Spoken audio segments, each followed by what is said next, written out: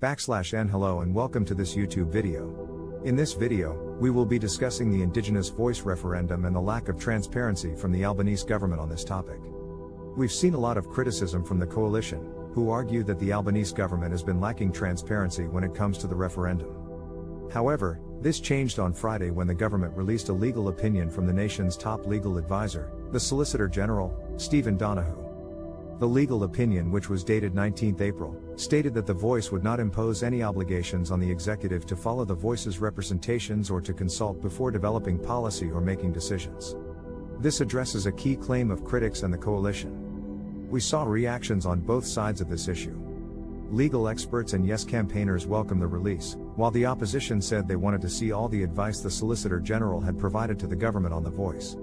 Shadow Attorney General Michaela Cash said, "This is not the advice which the opposition has repeatedly called for the government to release, but rather a cynical political tactic to confuse Australians." She noted that Donoghue had provided other advice on 26 September 2022 and 23 January 2023, but that the government had yet to release all of the advice.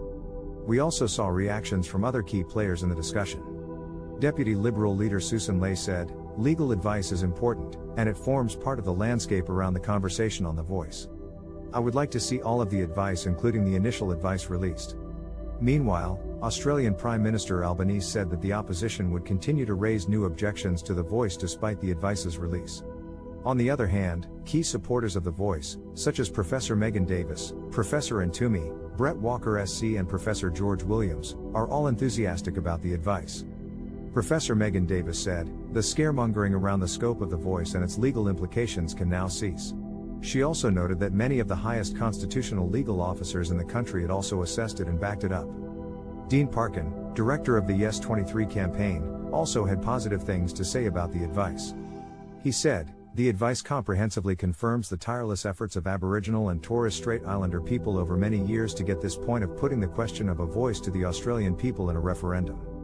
It is clear that the legal opinion from the Solicitor General has been a major cause of contention among members from both sides. We await further updates from this situation, so stay tuned for more to come. Thank you for watching and have a great day."